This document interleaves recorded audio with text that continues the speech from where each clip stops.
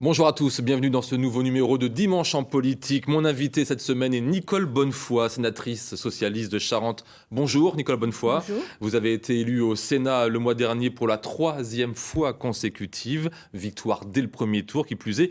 Comment avez-vous ressenti cette élection par rapport aux deux premières ? Qu'est-ce qui change ? C'est une élection de plus, que le temps passe vite. Qu'est-ce qui a changé? C'est plutôt la continuité, j'allais dire, c'est pas un vrai changement, mais c'est la continuité d'un travail, ou la récompense d'un travail, plutôt la reconnaissance exactement d'un travail depuis 12 ans déjà, travail de terrain. On travaille mieux sur le troisième mandat. En tout cas, est-ce qu'on a mieux travaillé, est-ce qu'on travaille mieux sur le deuxième que sur le premier quand C'est on est différent, sénateur ? c'est différent. J'allais dire, on travaille mieux le second mandat et forcément, j'espère, le troisième, parce qu'on a plus d'expérience, parce qu'on connaît mieux le fonctionnement du Sénat, on connaît aussi bien le terrain. Voilà, donc c'est le fruit de l'expérience. Une élection qui s'est déroulée entre deux confinements. La deuxième vague de la Covid-19 a durement touché la Charente, surtout dans les établissements d'hébergement pour personnes âgées dépendantes. Plusieurs de ces EHPAD sont devenus des foyers épidémiques, celui de Jarnac, celui des Jardins de la Garenne à Angoulême ou encore à Yersac. Au total, au relevé en début de semaine, 17 foyers de contamination dans les EHPAD charentais et 384 cas positifs recensés. Comment est-ce qu'on explique de tels chiffres ? Je peux pas, c'est pas à moi de dire comment. Vous avez posé la question déjà des C'est spécialistes. pas à moi de dire comment on peut expliquer de tels chiffres, mais j'imagine, j'ai moi-même ma mère qui est dans une maison de retraite, donc j'imagine bien évidemment l'angoisse des familles. C'est aussi lié, peut-être, on le dit, à la séparation, puisque les contacts sont très limités entre les familles et les personnes âgées. Mais il est clair que les personnes âgées dans les maisons de retraite sont déjà des personnes âgées en fragilité, puisque le fait est que lorsqu'on vieillit, on est plus fragile.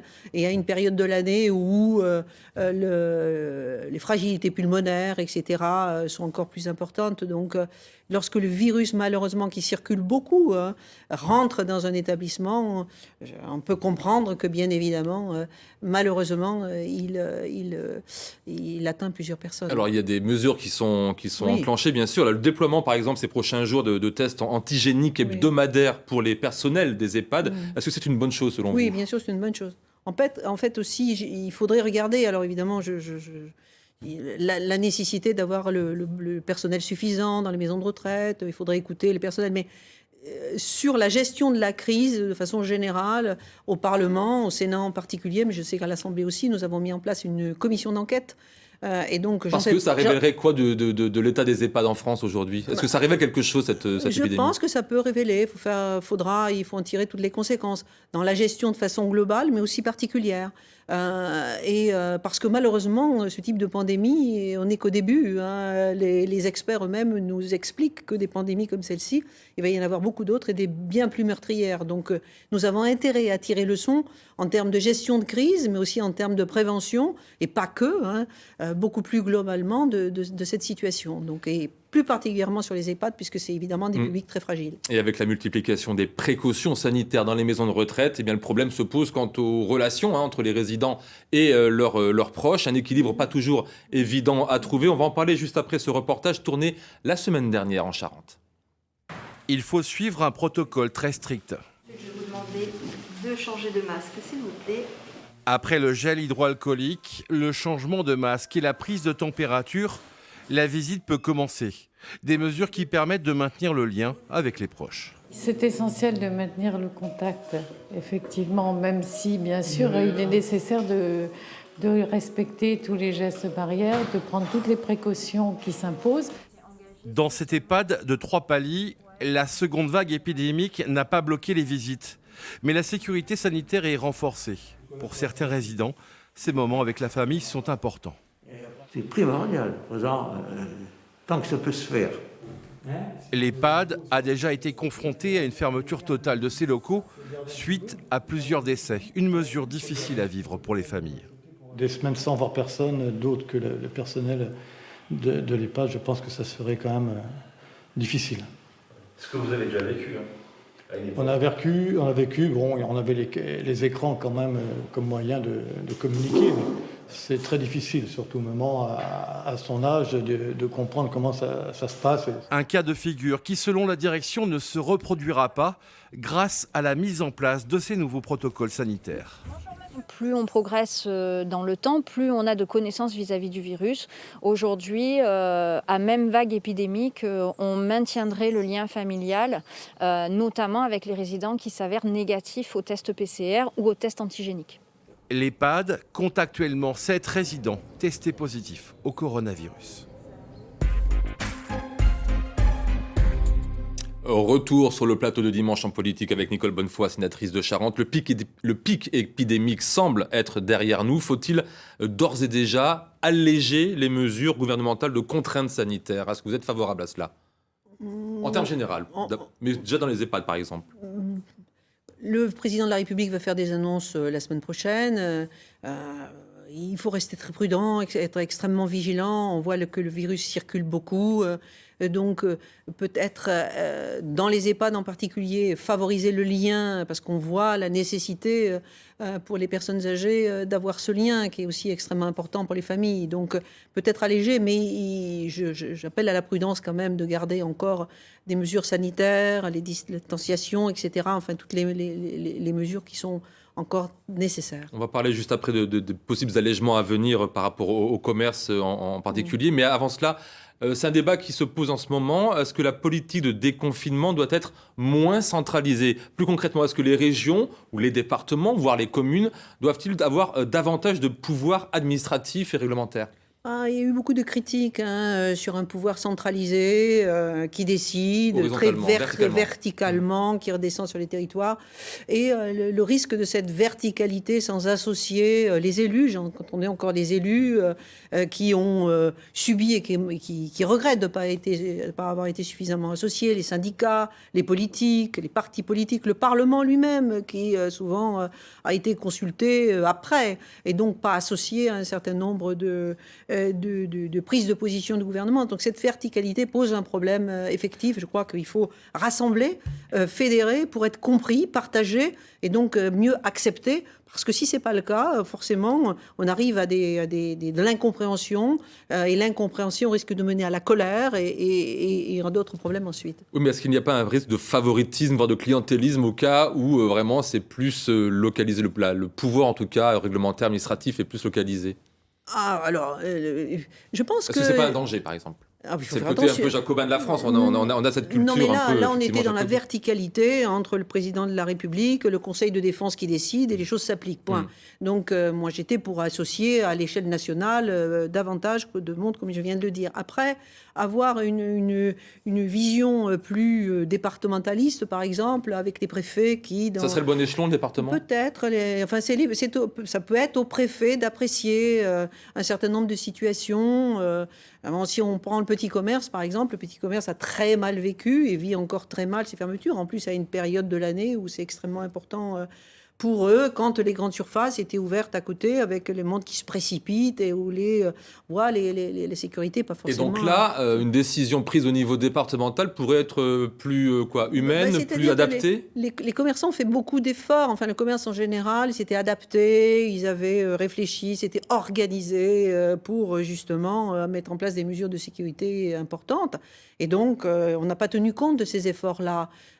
Et donc, je pense que l'idée de refaire un peu plus confiance et puis de laisser au préfet localement la possibilité de décider me semble être assez adaptée. Vous avez co-signé cette semaine un amendement visant à mettre en œuvre une contribution exceptionnelle des grandes surfaces et des plateformes de e-commerce permettant d'alimenter un fonds de soutien au commerce de proximité. À quelle hauteur serait cette contribution ?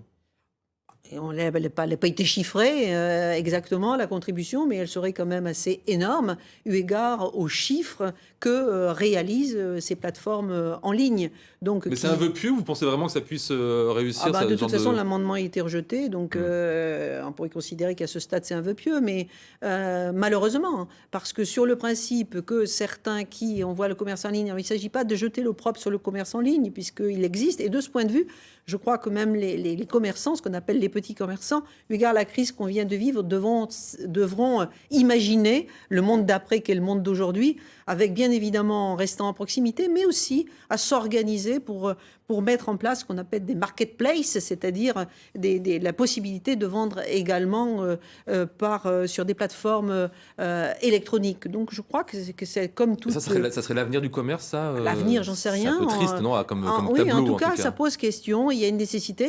Il y a déjà des commerces qui se sont organisés. Mais c'est comme le télétravail. Le fait de cette pandémie va révéler la possibilité, voire la nécessité de développer le télétravail. Et sur le commerce, et le petit commerce en particulier, je crois qu'il faudra qu'il y ait une réflexion là-dessus. Mais quant à la contribution de ceux qui ont gagné plus pour soutenir ceux qui sont en difficulté, c'était le sens de l'amendement, comme les assureurs, un amendement également sur les assurances, parce qu'il y a eu beaucoup moins d'accidents et donc qui ont capitalisé de façon importante, et qu'ils puissent participer à venir soutenir ceux qui ont été le plus impactés, et on le voit, puisque c'est... Ce n'est pas le cas pour le moment, on est d'accord. Évidemment, donc malheureusement, enfin, ça fait partie lorsqu'on aura dépassé cette crise, j'espère bientôt, il faudra en tirer les leçons. Il ne faudra pas oublier et recommencer comme avant, je pense. Nous sommes sur la bonne voie pour rouvrir les petits commerces autour du 1er décembre, a dit Jean Castex. J'allais dire tant mieux pour les petits commerces, mais il faut faire attention. Je me souviens du président de la République qui avait dit les jours heureux sont revenus avant l'été, partez dans vos familles. Aux vacances de Toussaint, vous pouvez partir pendant les vacances de Toussaint, et lorsque les familles sont rentrées chez elles à la fin des vacances de Toussaint, il y avait le couvre-feu. Donc moi, on voit que sur les annonces, vous n'êtes pas... Il faut faire très attention. Une autre annonce, quand d'Emmanuel Macron, on parle de lui, le président de la République avait dit, quoi qu'il arrive, mi-novembre, il y aura autour de 9000 réanimations, personnes en réanimation en France. On n'a pas dépassé 5000. Oui. C'était voulu d'exagérer un peu tout ça pour mieux vendre le deuxième confinement, selon vous ? Je ne sais pas, je ne suis pas à côté d'Emmanuel Macron pour savoir pourquoi il a dit ça. Je sais qu'en termes de communication, il faut faire extrêmement attention, puisque et ensuite peut être remis en cause la crédibilité de la parole publique, avec les conséquences que ça peut avoir. Le gouvernement n'envisageait pas, en revanche, une réouverture des bars et restaurants avant mi-janvier. Qu'est-ce que vous en pensez ? C'est-à-dire, c'est compliqué pour les bars, pour les restaurants.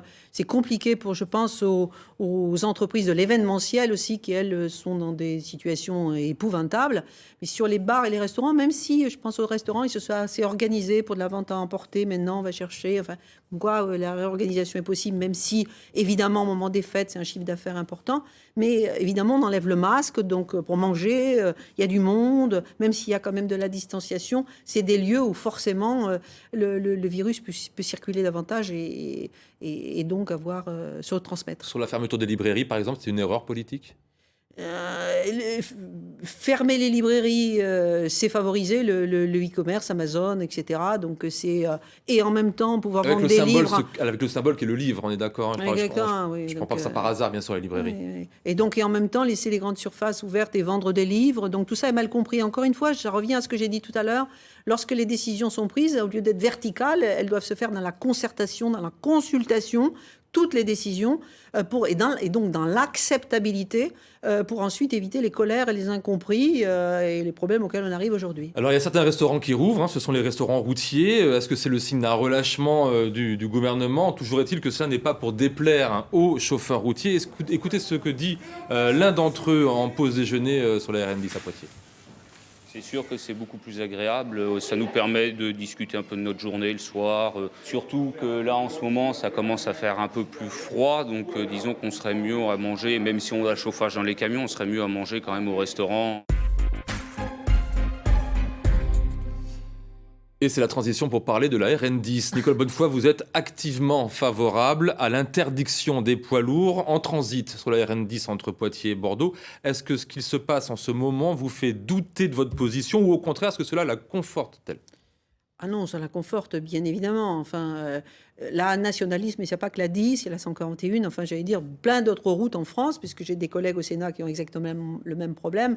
Et si on reprend la nationale 10, avec les travaux de mise à 2 fois 2 voies partout, la nationale 10, et on le voit à l'image, est devenue une autoroute empruntée par les camions, une autoroute gratuite pour les camions, qui bien évidemment la détruisent, qui polluent et qui mettent en insécurité, qui se mettent eux-mêmes en insécurité, et puis les automobilistes. Je rappelle donc que c'est un vrai problème. vous souhaitez que les camions en transit passent obligatoirement par l'autoroute à partir de Poitiers. Voilà, je souhaite déjà que les marchandises puissent aller sur le rail plutôt que sur la route. Et il y a une nécessité. Et concernant la nationale 10, en particulier, on sait très bien que les poids lourds quittent l'autoroute pour prendre à Poitiers, par exemple, pour prendre la nationale 10, même si ça les rallonge, tout simplement parce qu'ils économisent quelques euros et que c'est gratuit, quoi. Donc ça pose quand même un problème. Vous comprenez aussi que ça puisse poser problème si jamais les camions sont déviés par rapport à l'économie routière entre Poitiers. Il y a quand même des restaurants routiers. Alors, il y a une petite économie routière, vraiment une petite économie routière au regard de l'immensité des préjudices causés. Je pense à un préjudice que beaucoup de gens ne connaissent pas, et que j'ai, moi, découvert dans ce dossier. C'est les agriculteurs qui veulent récolter des céréales tracées, donc dites de qualité, je ne parle même pas du bio, ils doivent planter à 500 mètres de la nationale 10, de part et d'autre de la nationale 10. Pourquoi ? Eu égard au poids des métaux lourds qu'on retrouve dans les sols. Donc, quand vous savez ça, vous imaginez ce que les gens peuvent respirer autour, quoi. Alors, dites-moi, les questions environnementales sont de plus en plus présentes dans votre travail parlementaire. Rapporteur d'un rapport sur l'incendie de Lubrizol, auteur d'un rapport sur la lutte contre les néocotinoïdes et autres pesticides. Est-ce que vous êtes devenu écologiste, Nicole Bonnefoy ? Moi, je ne sais pas si on devient écologiste. Je crois qu'on est sensible aux questions environnementales. Vous l'étiez autant vers votre premier mandat en regardant vos travaux J'ai réalisé, sur mon premier mandat, en 2010, j'ai réalisé un rapport qui fait date encore sur les pesticides et la conséquence des pesticides sur la santé humaine, qui a été voté à l'unanimité et qui a permis de faire avancer dans la loi, même s'il y a encore beaucoup de choses à faire sur ces sujets-là. Alors, quelles sont les priorités environnementales du moment, selon vous ? Par quoi on doit commencer ? Par quoi on doit mettre la priorité politique ? On parlait de la pandémie tout à l'heure. Et donc, on voit qu'on est confronté à la pandémie. On voit qu'on est confronté à des catastrophes naturelles et des catastrophes industrielles. Mais pour ne rester que sur les catastrophes sanitaires et les catastrophes environnementales, elles vont se multiplier. Sur la pandémie que l'on vit, tous les experts vous disent que ces pandémies-là vont se multiplier de façon plus importante et seront bien plus meurtrières. Du fait du réchauffement climatique. Oui, du fait de nos comportements humains, c'est ça. Parce que le réchauffement climatique, il n'est pas là par hasard. Il est lié à nos comportements individuels et collectifs, à notre mode de développement, nos modes de consommation. À la croissance. Oui, à la croissance. Et sur les catastrophes naturelles qui se multiplient elles aussi, elles sont liées encore une fois à l'homme. Elles n'arrivent pas par hasard. Donc tout ça est de notre responsabilité, il faut en prendre conscience. Alors je vois qu'on veut refaire partir la croissance, il faut absolument préserver l'économie, etc. Évidemment, il faut qu'on puisse vivre. Mais vous voyez bien que lorsqu'on est en mauvaise santé, l'homme est en mauvaise santé, ou pire, lorsqu'il perd la vie, lorsque l'environnement est en mauvaise santé, il n'y a pas d'économie. Donc la priorité, elle est à la santé humaine et à la santé de l'environnement pour nous permettre justement d'avoir une existence, une existence, une durée de vie suffisante. Donc vous prenez la décroissance, Nicole Bonnefoy ? Non, c'est pas la décroissance. C'est considérer que si on prend la naissance de cette pandémie en Chine, elle est née dans une métropole de 11 millions d'habitants qui a grandi sur l'écosystème, qui s'est moqué de la biodiversité autour et qui fait que le virus est né et que de l'animal, il est passé à l'homme. Donc, c'est cette situation-là qui fait... Et lorsque vous écoutez les experts, ils vous disent que plein de virus comme ça et des bien moins gentils vont apparaître. Donc, encore une fois, ça, c'est l'homme insouciant qui pense dominer l'écosystème, la nature et qui engendre ce type de problème. Donc, je trouve que c'est extrêmement important et qu'il faut, y compris au Parlement, et c'est le sens d'ailleurs d'une proposition... Bref, remettre l'homme au centre de tout. Il faut mettre l'homme au sens de tout, c'est-à-dire Et qu'il l'environnement. faut réordonner les choses. C'est pas l'économie qui prime, c'est d'abord l'homme, l'environnement, la santé de l'homme, la santé de l'environnement, et ensuite l'économie qui sert ça. Autre dossier environnemental qui vous est cher, c'est celui de la friche de l'ancienne usine Saft à Angoulême. Il y a plus de 10 000 m² de terrain situé en contrebas du plateau. Des projets commencent à émerger et la dépollution du site a débuté. Qu'espérez-vous voir à la place de l'ancienne Saft ? Le problème de la SAF, c'était pas ce que j'espérais voir à la place de l'ancienne SAF, c'est la façon dont a été géré ce dossier. Puisque, en fait, et il n'est pas le seul, il y en a beaucoup d'autres en France, puisque depuis, le Sénat a mis en place justement une mission d'information sur ces sites anciens qui ont été abandonnés, à dépolluer, qui ont été abandonnés et qui causent d'énormes problèmes aux riverains. Je connais des riverains, une famille en particulier, avec toutes les métaux qui remontent, qui ont trouvé de la dioxine dans les œufs, que la famille consommait, les enfants, etc. Est-ce acceptable ? Absolument pas, bien évidemment. Et donc, c'est la situation de sites comme celui-là qui n'ont pas été dépollués, les industriels sont partis, et aujourd'hui... Donc pollueur-payeur, là, sur ce dossier-là, voilà, on peut y arriver encore ou pas ? Le problème, c'est justement, il y a un principe pollueur-payeur, et en Charente, c'est le pollué qui paye, puisque le département a engagé la dépollution du site. Sous la présidence de François Bonneau, voilà, exactement, sous cette majorité, a mis en place la dépollution du site. Tant mieux. Le problème, c'est que c'est le Charentais qui paye, puisque c'est le conseil général, le conseil départemental. Donc c'est quoi, c'est une erreur de François Bonneau d'avoir je trouve que c'est à la remise en cause du principe pollueur-payeur. Donc certes, le département pouvait engager la dépollution, mais par ailleurs engager une procédure en justice pour faire en sorte que l'industriel, et l'industriel c'est qui ? C'est Total, paye, donc c'est des gens qui ont l'argent pour ça, paye la dépollution du site, et non pas le Charentais. François Bonneau donc, était en charge de ce dossier lorsqu'il était président du conseil départemental de Charente, désormais sénateur de Charente. Est-ce qu'il n'a pas davantage la main sur ce dossier que vous-même ?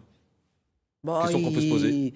Est-ce qu'il a la main aujourd'hui en tant que sénateur sur ce dossier ? On a la même possibilité. La seule différence, c'est que lui, sur le principe pollueur-payeur, il s'est assis dessus quand il était président du département. Donc maintenant, en tant que sénateur, je pense qu'il ne va pas aller à l'inverse. Sinon, il serait en contradiction. L'activité parlementaire, c'est bien sûr le projet de loi sur la sécurité globale de Gérald Darmanin, le ministre de l'Intérieur, un projet de loi critiqué par les journalistes, les défenseurs des droits de l'homme et même par l'ONU, qui est pour sa dérive sécuritaire et policière au détriment des libertés publiques et individuelles. Que pensez-vous de ce projet de loi et que dit-il de ce gouvernement selon vous ? Je partage les craintes exprimées. Le texte commence juste en discussion à l'Assemblée nationale. J'ai entendu les parties prenantes critiquer lourdement ce texte. Je partage les craintes lorsque le texte arrivera au Sénat, bien évidemment, nous l'évoquerons, mais je suis inquiète de cette politique sécuritaire. Et d'ailleurs, le ministre Darmanin, pour les journalistes en particulier, est revenu un peu sur ses propos, mais un petit peu sur les propos, mais enfin, ça en dit long, justement. Justement, ça dit quoi ? Ça dit que ce gouvernement, et le ministère de l'Intérieur en particulier, veut contrôler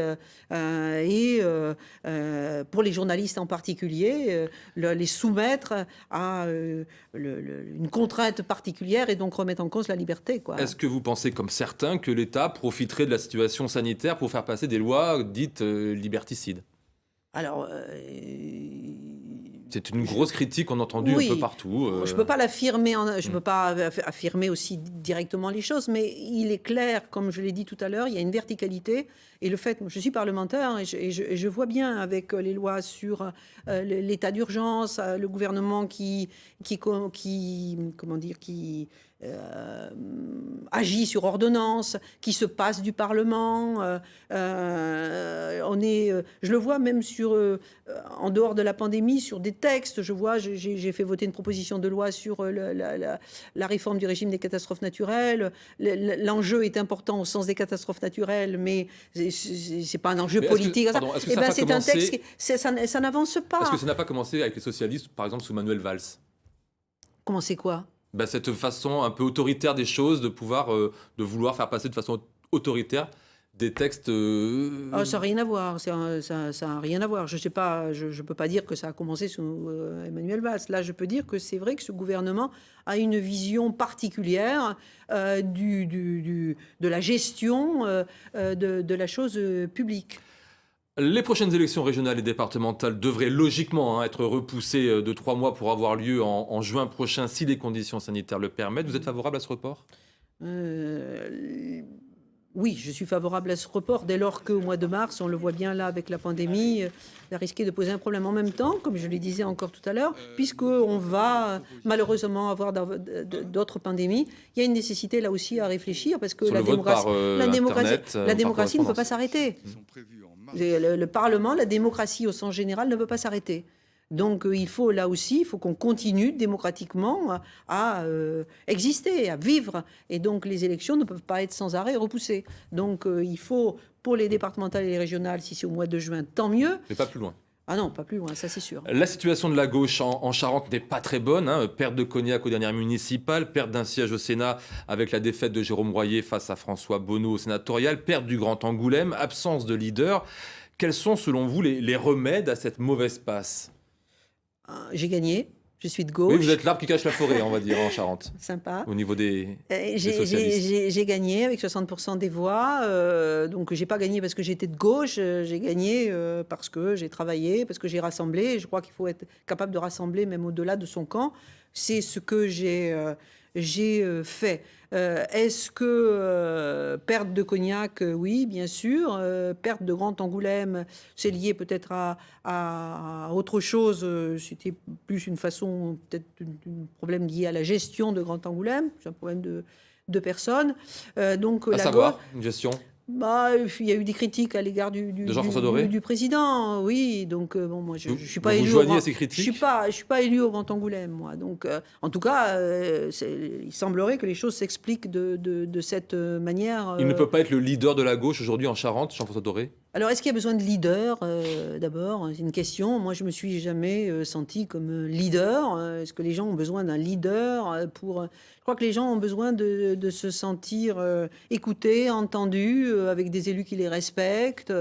Voilà, quoi. Et donc, je crois qu'on a changé de fonctionnement en politique. Il reste 20 secondes. Vous êtes favorable à un candidat unique pour la gauche à l'élection présidentielle de 2022 ? Oui. Comprenant de si Ouaouf, des écologistes, oui. À la France Insoumise ? Oui, si c'est possible. Pour le département, on y travaille d'ailleurs aussi. Merci Nicolas Bonnefoy d'avoir accepté notre invitation. Numéro de dimanche en politique à voir ou à revoir dès à présent sur notre site internet. La semaine prochaine, je recevrai la nouvelle maire écologiste de Poitiers, Léonore Monconduit, pour leur place au journal de la mi-journée. Excellente journée à toutes et à tous et à dimanche prochain.